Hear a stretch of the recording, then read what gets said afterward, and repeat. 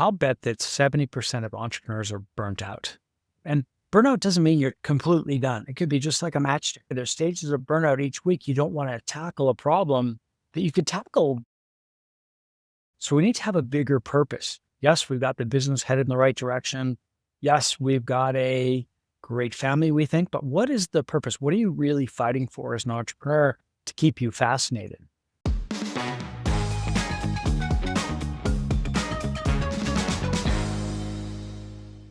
Welcome to another episode of Better Business, Better Life. I am your podcast host, Debra Chantry-Taylor, and I'm passionate about helping entrepreneurs live their ideal lives by creating a better business.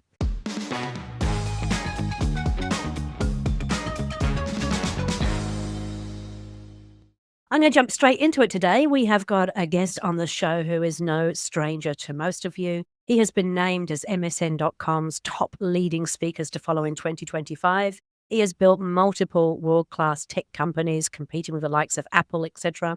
And he is the author of the book, The Entrepreneur's Field Guide, Who is the Architect of Your Life? Scott has been on the show a couple of times before, and he's shared some amazing wisdom and knowledge with us. Today, he is going to talk about why saying no might be the most important thing that you do. And he's going to share how we can actually decide when to say no and how to say it effectively. I'm really proud to have my good friend, Scott Rusnak, who is an expert EOS implementer, join us again on the show to share more of his knowledge and wisdom. Welcome to the show, Scott. Welcome back to the show, Scott. Great to have you here again. Thrilled to be back. Yeah. We've had you on the show a couple of times now, and if people haven't listened in the past, Scott did a couple of really great episodes. One was about building a business legacy, and the other one was about designing your life before somebody else does. And they've probably been two of the most listened to episodes on the series. So obviously some great insight there. So I invited Scott back on again today to talk about something a little bit different this time. But before we get started, for those who don't know who you are, why don't you tell us a bit about Scott? Who is Scott? Where does he come from? What does he do? Do you want the short form or the long form? Oh, let's go with the long form. Go on, give it a go. Oh, wow. Okay. Grew up in Western Canada, which is a crazy thing. I thought I was going to be a professional hockey player, a professional cyclist. And when I was a kid, I always thought that school was a good place to go to eat your lunch. So I was more passionate about other things. So, just kind of really had a sporting mindset. But it's funny, as I got older and started to get my teeth knocked out playing hockey and bled all over the road racing my bike, I was convinced by my cycling coach, who became a very big influence on my life, that I should probably go to school. And going to school, the dean of this degree I took, and I'll tell you about it later, he realized that I had a lot more potential than I thought I had. And he allowed me, and this is when school was quite affordable in Western Canada, allowed me to take business, computer science, geography, accounting. And I really had a blast. And it took me 5.5 years to finish my degree, which was kind of my own thing. And I realized that if you ask and you put it out there and connect with people, you can design your own life, which is I'm a big fan of. I think it's so true. But I think sometimes people don't, they're too afraid to ask. And I always got told by my dad that, you should always ask, because what's the worst that can happen is they can say no. And if they say no, well, then, you're still further ahead because you've actually asked, whereas you might have got a no anyway. So yeah, so I think it's a great philosophy. But so tell me, so you've got this self-designed degree, I guess. And we'll give you the answer later, because all of your viewers will press stop and they'll stop listening right now if I tell you what it is right now. But nonetheless, I leave college and my uncle had an advertising agency. So I sold ads, and then he introduced me to some corporate people, and they taught me how to sell software way back in the day when dinosaurs were roaming this earth. In the late 80s, software was kicking in. And I got really lucky and really learned for 2 or 3 years how to build a software career, really understood technology, and came up with a couple of crazy ideas that then became some businesses that I grew for a long time. Okay, fantastic. And then after that, because that's not what you're doing these days. Well, so about 4 or 5 years into starting my own software business called Schoologic, we were in Western Canada competing against Apple.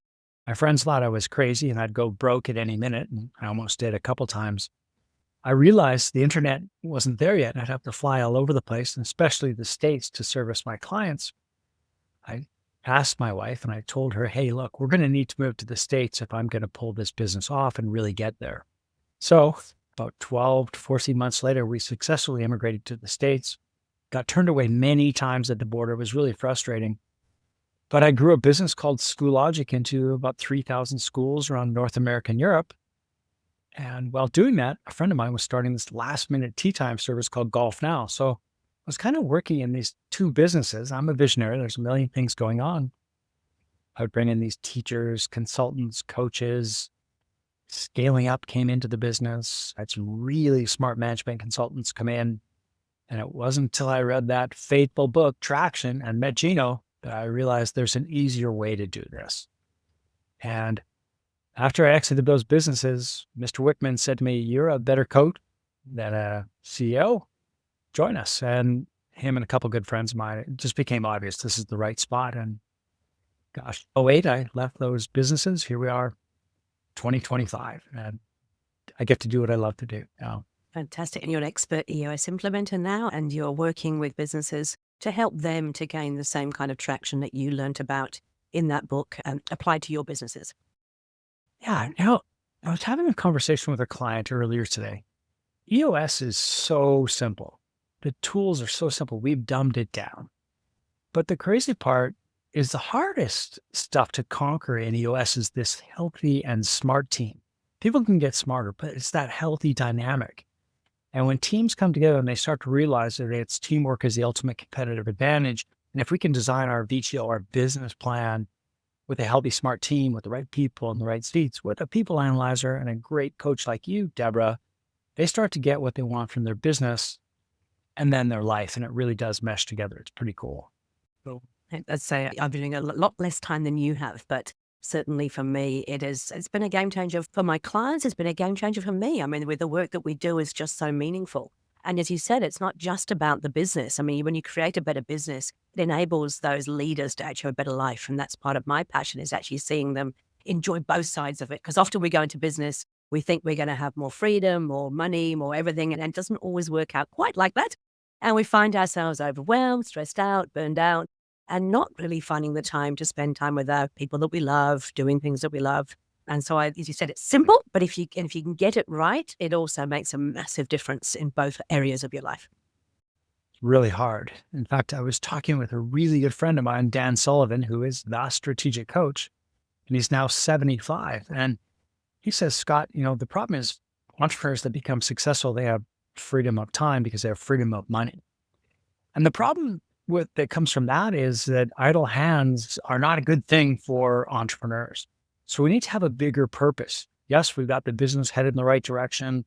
Yes, we've got a great family, we think, but what is the purpose? What are you really fighting for as an entrepreneur to keep you fascinated?" So we can help you get that part straight. But the next level, which we'll talk about in this podcast, is what are you doing with your life? Are you making sure that it's fascinating and that the most important people in your life are along for the ride, but they know what the ride looks like? It's not picking them up one day and going, "We're going on a ride." So it's becoming really intentional with your life.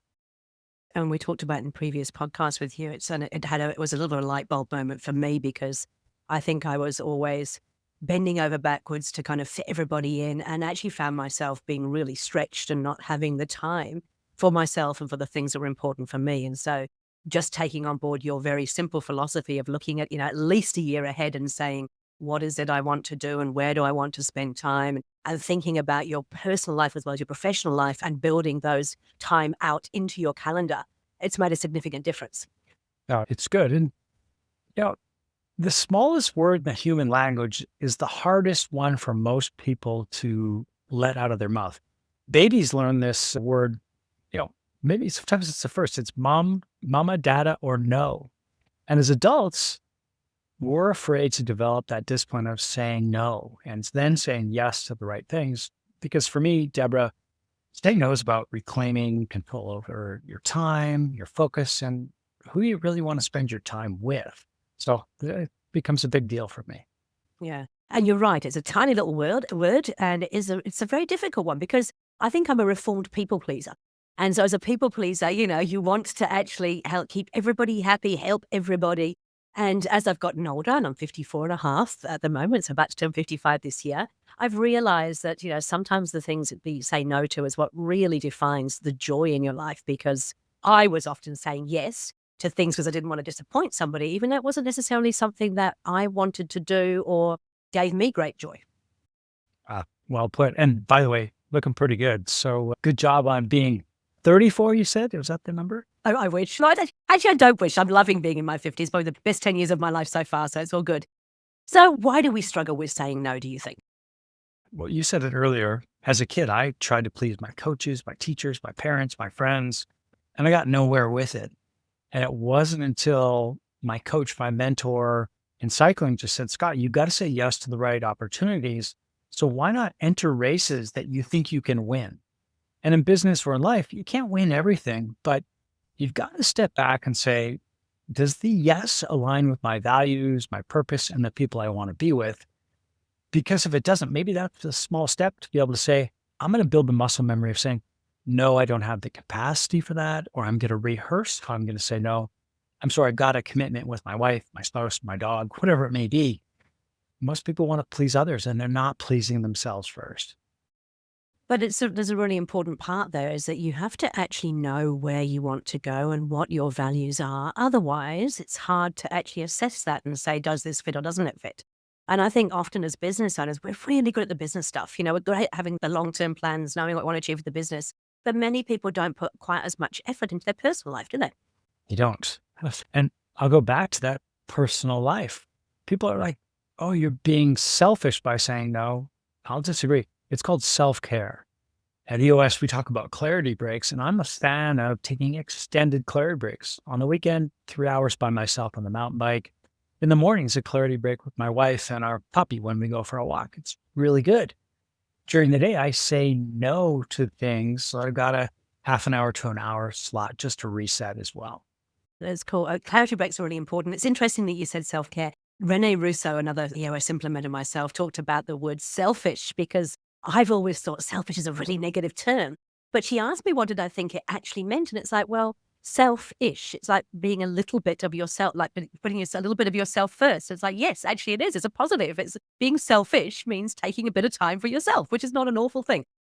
Well, it's good. And when you take time for yourself, your focus is going to sharpen, your impact's going to grow, and you're going to feel more aligned than ever. And when you come home at the end of the day or whatever it may be, you've got that mental, physical, emotional energy to really dig in with the people you love the most. So don't be afraid to say no, and don't be afraid to put your hand up and say, I don't have capacity for that.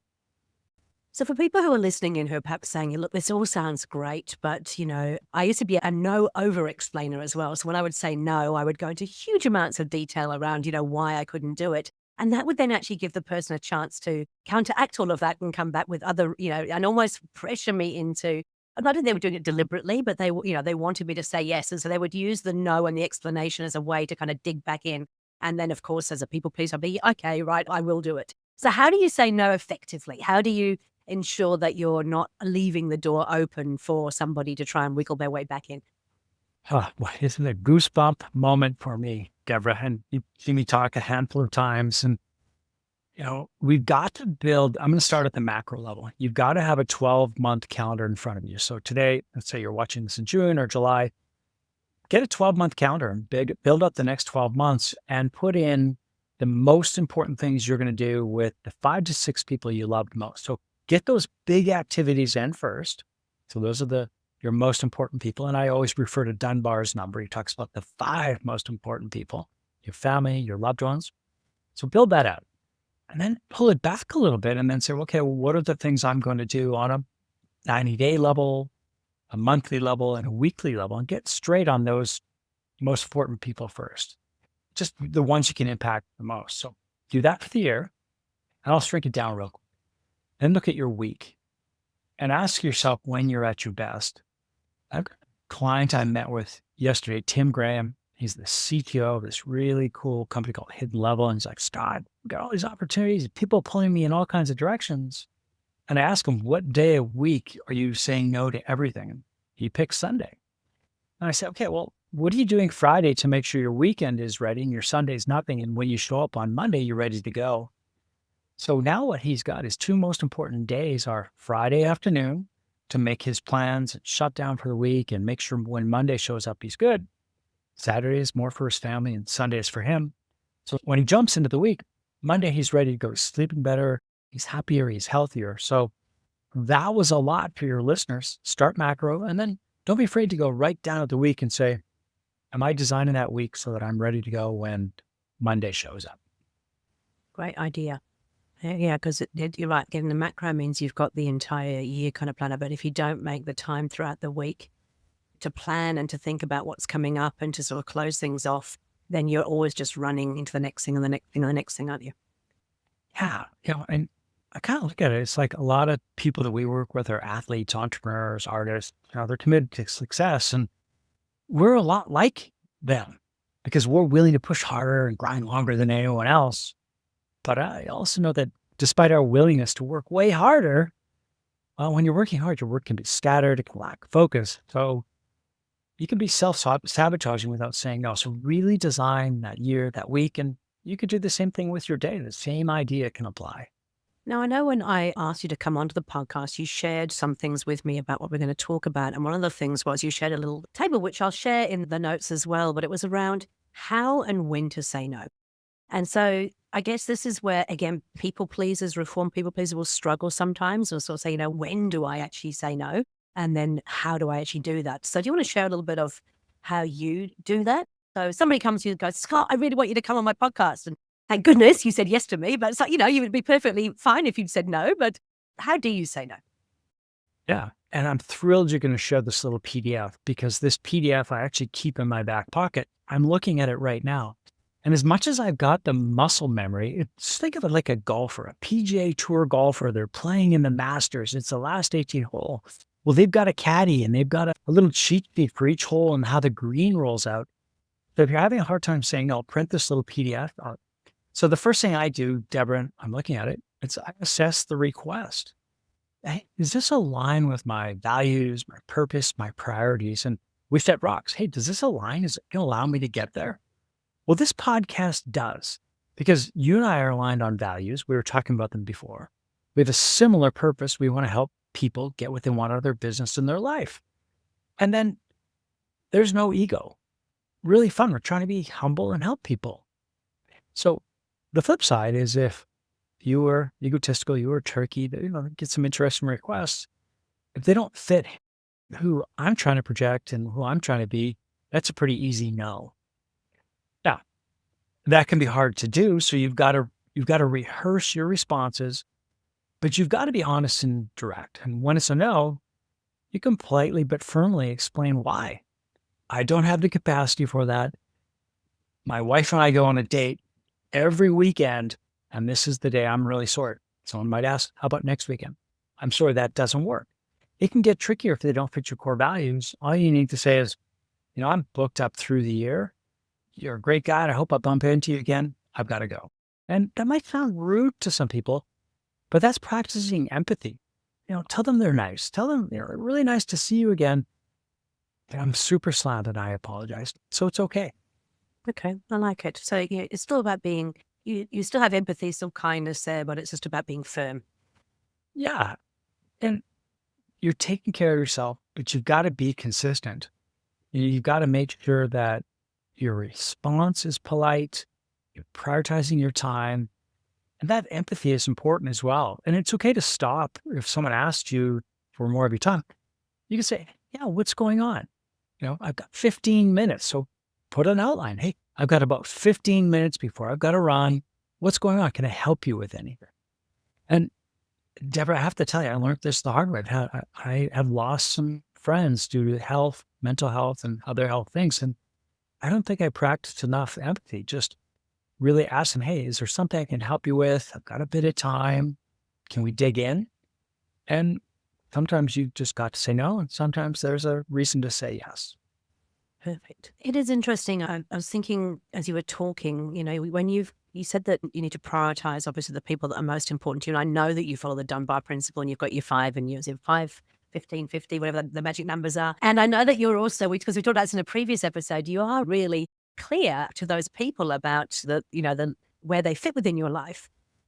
Does this mean that you also have a plan for your personal life with your wife, with your puppy? Do you have a VTO? Do you know where you're headed? Do you know what, how do you decide? Do you review that every year and look at the 5, 15, 50 friends How do you plan your life from outside of work? I'm pretty fired up now. Case in point, I had a really nice invitation from a friend to go up north. He's got a really nice cabin with his wife. And I said, I can't. I'm just getting back from a big trip, returned from DC. I've got the weekend, but on Sunday afternoon, I got to fly to San Diego. It's like, oh, we'll get you back in time. I said, I've got to prepare and I've got to be mentally ready with this client. I've been working with him for years. And if I drop the ball, I'm going to look like a fool. He understood it. Now, we had another opportunity to go up there and he said, oh, and some other people coming. It's going to be a big party. And this was a couple of years ago. And this guy is a great friend. I've said, I can't do that. I'll call Fred. I can't do that. This couple, they don't align with our core values. And I've seen some things that don't really put them or me in the right spotlight. I don't want to be surrounded by that because I'm then going to be viewed in that light as well. And he was like, wow, I hadn't thought about it that way. So I just tell people exactly that. And maybe I'm not, the world's favorite person, but my wife loves me and the most important people I'm good with. And it's that honesty and directness, right? So you're not trying to hold back and keep it in some kind of mysterious reason why you said no. You've actually explained why you said no, which I think is really important because then they have an understanding. And it sounds like for that person, there's a little bit of a light bulb moment for him as well in terms of thinking about, oh, I hadn't really thought about that. So you're helping other people to potentially clarify their boundaries and think about what effect it has on them. Well, and then we've got to be tricky, kind of crossing my arms because nobody's perfect. I'm not perfect. The invites are fewer and fewer. I'm okay with that, right? There's some people have fear of missing out. I know my dog does. My dog wants to be involved in everything. You said it was a puppy, a new dog. Have you got a new puppy? She's 5. She still acts like a puppy. Same me. Okay. I'm a terrible dog trainer, so don't hire me as your dog trainer. Okay. But we love her. Yeah. So tell me about the puppy you were saying, yeah. Roxy, she's a mini Woodle. She's like a mix between a Wheaton and a Poodle. Poodle. But, yeah, it's kind of funky. She's 25 pounds, a ton of energy, runs like a thoroughbred, and she runs our life. I love it. As you know, I've got my 2 mini schnauzers, and so Apollo's 10 and Hermes is 4.5. And we actually had them on the podcast yesterday. So I had the film crew come in and they filmed what we can learn from dogs. So my dogs, I always say they're part of the coaching team. They help with my coaching. And it was about what the things we can learn from dogs. And some of the things that they talked about was, the fact that you should always be kind and that you should, enjoy every moment, be present in the moment, a whole range of things. It was actually quite fun. You know what? There's a lady who wrote a book called CUES, and I can't remember her name, but I'll get it to you so you can put it in the links. I'm a fan of body language and all the rest. And when you look at your dogs and their eyes and their ears and the way they move, we can learn a lot from dogs. I can't say I can read Roxy's mind, but I know when she's not happy. I know when she's stoked and she's all fired up. So I think dogs and humans, we can learn a lot from each other. Absolutely. And that's a complete squirrel alert there. But anyway, it was good. It was good to go for that. Now, you talked about the fact that you use your time when you're walking the dog or when you're cycling to kind of have that clarity of thought and clarity break. And I know you just got back from an amazing trip. Do you want to just quickly tell us a little bit about the trip that you've done and any lessons that you learned from that trip? Well, the biggest lesson I learned was about 15 years ago. So I promise we'll get to the trip. My wife and I were going through some problems. And when we went through some counseling, we realized the counselor helped us land on the fact that we love to travel and we love to have big things moving forward. So I'm on this voyage, this journey to be in 100 countries by the time I'm 100. And my wife and I love, here's where we're going. Put it on the calendar. It's going to be fun. So this trip, we were in Madrid, rode our bikes to Porto, Portugal. We sort of drove down the coast, tried to surf the hugest wave, the biggest wave in the world, but it was 1 foot that day. Oh, no. And it was okay. Went to Lisbon, and then we went to Morocco. So if anyone's listening to this and they're afraid to go to Morocco, oh my gosh, got to go. Safest place in the world. And we spent time in Marrakesh, but I rode my bike over and back the Atlas Mountains, and it was just spectacular. It was like the greatest clarity break in the history of the world. My assistant, Melissa, took care of everything while I was gone. I tried not to think about too much work. I came home, I'm just fired up to get going again. And I think this is the thing that we forget. It's like our brain actually does need time out. If it is always busy, if it's always on the go, it's going to be really hard with then starting to react from a very different place. And the decisions we make are not as clear as when we've actually had a bit of rest time. And we can burn ourselves out. I think there's a real danger for a lot of entrepreneurs is that they feel like they have to keep going, and then they're just getting themselves into that spiral of busyness and clouded mind and not being able to make those clarity decisions. Well, I'll bet that 70% of entrepreneurs are burnt out. That's like a big, and people will challenge me. You're wrong. What do you mean? But if they take a look at themselves, like, are they snappy with their responses? Are they ready to go? And burnout doesn't mean you're completely done. It could be just like a match. It could be an hour of burnout. It could be a day of burnout. So you really got to ask yourself, like, are you filling your soul? Are you resting your mind? Are you your diet, your friends, the whole thing? Because there's stages of burnout every day. There's stages of burnout each week. You don't want to tackle a problem that you could tackle years ago in a minute. And those things weigh on us. So you nailed it, Deborah. We've got to take time every day, every week, and put those big things. I call them tent poles. Yeah. And I think you're absolutely right, because I think burnout is used a lot, but it isn't. People imagine it's where you're literally, rocking in a corner, not able to move and completely have lost everything. But it's not that. It's just actually burnout can be, you're right. You can see yourself getting snappy with people. You can see you have a very short temper or short fuse. You can see that the decisions you make are very kind of quick and not necessarily the right decisions. And I think that we all suffer from that. So it's about being able to recognize those signals and go, okay, maybe it's time for me to actually take a little bit of time out. I have a client, a technology client in San Francisco, and it was interesting. They had graduated from EOS about a year and a half ago. And the integrator called me and said, hey, we'd like for you to come back in. We really had a bad quarterly. Our CTO has started to work in a co-working spot because he didn't like the energy in the office.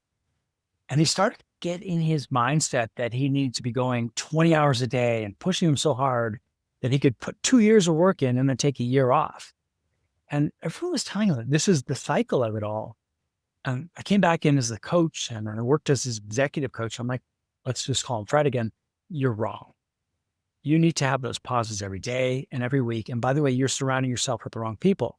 So you can make a decision to fire me today, but I want you to get out of that co-working space. I need you to come to a more reasonable space and just clear your mind of all this crap. And once he did all that, everything worked out again. He took a couple of weeks off at Christmas and he's taking more time with his family. He's just so much better and so much more productive.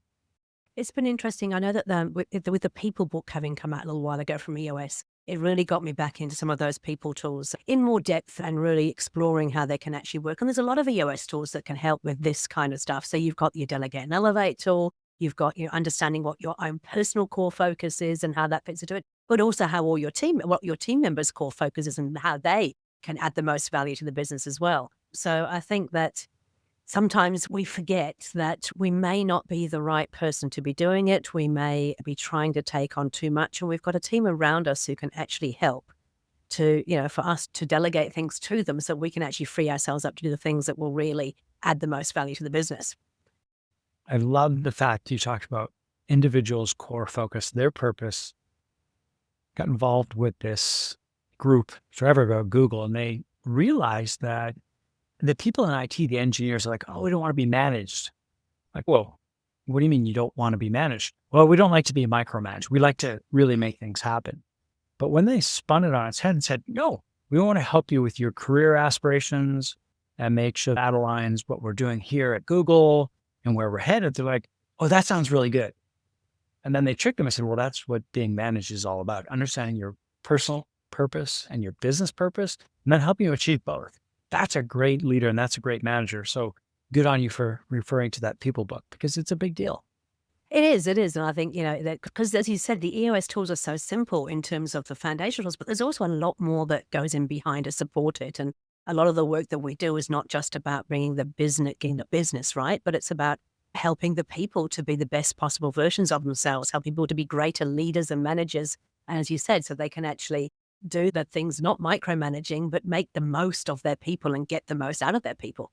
Would you mind moving to San Diego or Scottsdale, Arizona? I've got a client who's got offices in both places. That would be perfect for you.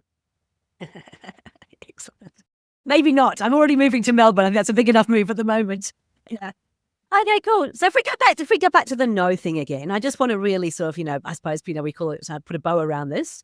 So if we think about the important things, so the important things are you've got to know where you're going. You've got to know what's important to you. You've got to know what your core values are, because without any of that, you can't actually make a decision about whether it's whether it is a yes or a no. Is that the first part? Yes, absolutely. And then think of your day as a bucket.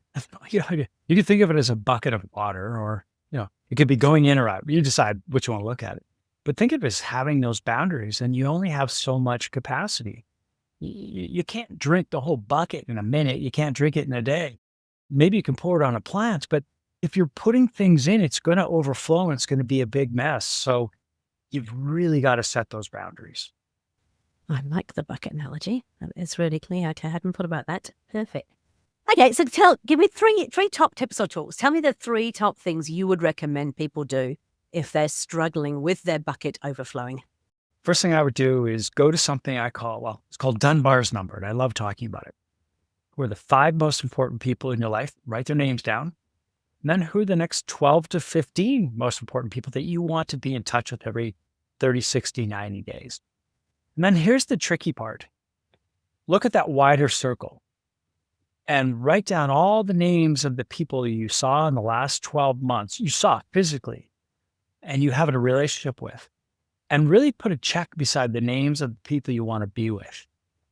So that's step 1. Then number 2, take a look at your calendar, sit down with your partner, your spouse, your dog, your mentor, your coach, whoever it is, and put the most important people, find some spots where you can spend some time with them, and then start to look for spots you can put the other people in. So there's the 2 things. Can I just share something about that? So when you originally shared that with me, and as I've said to you, behind me is my calendar, it was amazing. I started putting in, long weekends away because Steve and I loved going out with the dogs. We loved cycling. We liked having long weekends to sort of spend time together. But I'd never make the time for it because I was always so busy with work that I could never find the time. And so at the very first year that you shared this with me a few years ago now, I put those long weekends in and our big long holiday as well. And we've stuck to it religiously. And it has been fantastic to know that they're there, because then it's easier to say no, because when somebody says, oh, well, we'd like to do a session with you on this Friday. So I'm sorry, I'm not here this Friday. We're going away. But if you haven't got that in there, it's easy to keep filling those spaces with people asking the question. So I just wanted to share that because I think it's really important. Is the stuff you're talking about, it's practical, it's pragmatic, and it works. I hear it every day, and it's like it really, and if I get hit by a lightning bolt right now and I'm finished off this earth, that just makes me happy because so many people are doing that now. So then the third one is I want people to be really careful. So the third one's tricky. The people that are in that wider group that you don't want to spend time with, don't cross them out. Don't throw their name in the fireplace. Don't break up with them. Because sometimes people are like, no, don't want to be with you. You don't fit my core values. Don't do that. Just let it be. Surround yourself with the right people. And if those people want to come back to you that don't fit your core values and don't fit your purpose, make sure you have the conversation with them. Be like, the interesting thing, the human body changes every 6 years, and I've changed, and here's the direction I'm going in. And I like hanging out with you, but I've kind of got all these commitments this year. Can we revisit this in 90 to 180 days and just see what they say? And if they want to come back in your life and you realize they've changed and you've changed, maybe there's an opportunity to keep the door open. But if they haven't, it's okay to say, what, you're awesome. You're a great person, but I'm headed in this direction. Would you mind if we pick this up later this year or the following? And it might sound like a breakup, but it's not. It's just taking care of yourself. I'm really fascinated now. So I want to know, has there been anybody, because I know you're very good at doing this with your friends and your circle of friends, has there been anybody who actually has come back into your life because there has been a change? Because you said the human body changes every 6 years. So there's been a time where you've moved apart and then you've both come back together and realized there actually is now a fit. I try not to get emotional. Now go on. Yeah, but a very close, near and dear friend and his wife, I'm not going to say names, people in our community will figure this out if they're listening to it. We were in the same business together more than 15 years. One was successful. One was a massive public failure. It was embarrassing, but we had no idea. There's some extenuating forces, external things that happened. And it was really hard on our friendship. And it was kind of one of those We didn't say, let's take a break, but we kind of did. And when we got back in the community together, we had several conversations of like, awesome, great to see you, love you. This will sort itself out. And there was never anything acrimonious, like, you're a jerk, it was your fault. Well, full circle, 18 years now, crazy tight, planning a vacation with them again next year out, like a big, see you for a week. And our wives get along. And it's just wonderful. And we're more aligned than we ever thought we would be. I'm going to be 60 next year, and things do change. So don't put such a line in the ground that you can't go backwards, because that would be a mistake. Yeah, it is. I think I'm sitting here reflecting, self-reflecting and thinking in my past, I may have been guilty of that in terms of, well, that's it, it's over, it's not going to happen. But you're right. I mean, I've got friends who I might have had a falling out with a little while ago who've actually come back in and out. It's one of my best friends. So I like the idea of, yes, you can pause, you can be clear that we're not going to necessarily spend time together in the near future, but it's nice to be able to keep that door open. Well, the title of this podcast could be Go to Minute 36 and 15 seconds, and Rusnak's going to swear. I won't swear. But don't F it up. I wish I could tell my younger self that. Don't F it up. Saying no is fine, but it's not effing it up. It's not effing up a relationship. It's not going to such an extreme that we've inflicted harm on someone else. That's not fair at all. Yeah. I have to say, one of the things that I have been finding quite useful recently, because I can be a bit hot-headed at times, is actually using AI to not write things for me, but to help me. So that when I want to sort of, because I used to be a bit of a keyboard warrior, and I'd sort of suddenly, send an email back, and all of the frustration would come through on that. So, it never worked really well, to be fair. And so I'm now using the likes of ChatGPT to just kind of go, this is what I'm thinking about saying, and using the feedback. And I've got some special prompts in there to make sure I'm not getting always the beautiful stuff that AI always tells you how amazing and wonderful you are. I've got it to be critical. I've got it to give me the black hat version and everything else. And it's really good, because just having that conversation backwards and forwards with an AI bot can actually help you kind of go, oh yeah, actually that does look a little bit rough. Maybe I should just temper that down a bit. Or yeah, that's a nicer way of saying things. We might have been separated at birth. I do the same thing. Yeah. It's so helpful. And the other thing I do is I press don't send. Like, I just let it sit there and draft. So if you're emotional and your head's not straight, or some people, they have a glass of wine or two, it's like, press send. Don't do it. Like, give yourself 24 hours to cool off, go back and look at the message. I must have hundreds of emails in draft that I never sent, because it's like, I'm glad I never sent. There was no reason to send that email. But it's difficult, because we're human beings, and we're emotions. We're a whole bunch of emotions all put into a body. It's about being able to recognize. But I do like that I'm the same. I think I have about 600 emails in my draft right now, actually, things that I've kind of put in there and kind of go, yep, not going to send it right now. And then sometimes it never gets sent. And that's probably the best thing ever. I'll try not to turn this into a political podcast, but wouldn't it be nice if our world leaders did that? It's like, whoa, take my foot off the gas here.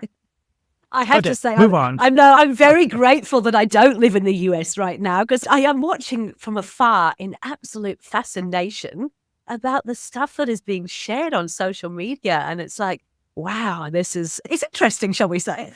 Let's shift gears quickly. My claim to fame, my brush of fame, is when I played high school hockey in Canada, the goalie for one of the opposing teams is now the Prime Minister of Canada. So there we go. We shifted gears quickly.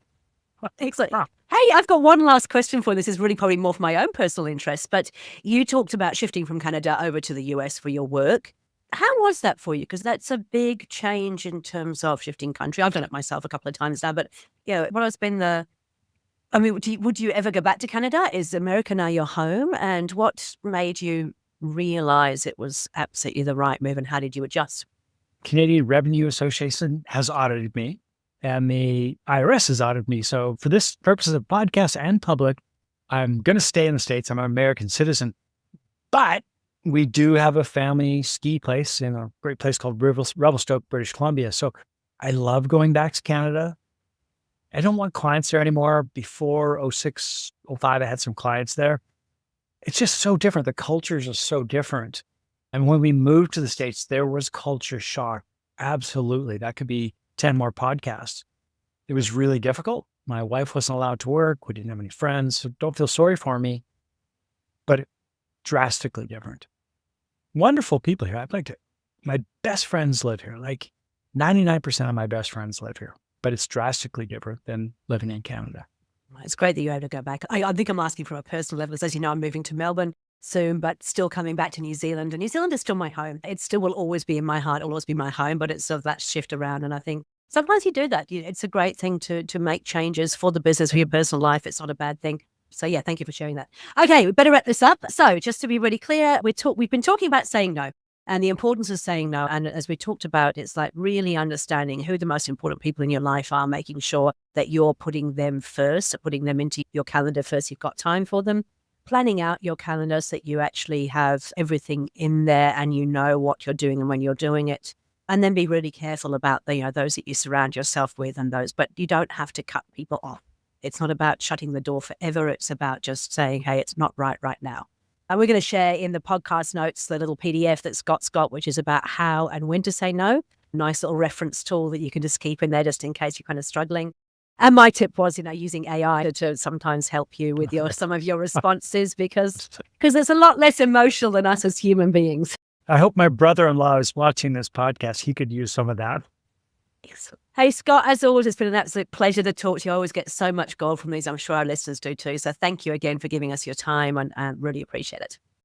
I can't wait to see you in November in Melbourne. That'll be fun. I'm so looking forward to it. I'm going to get a Scott Rusnak hug finally. And I think that, I'll make the podcast go long, but we're organizing a talk on design your life. So we're going to get that figured out too.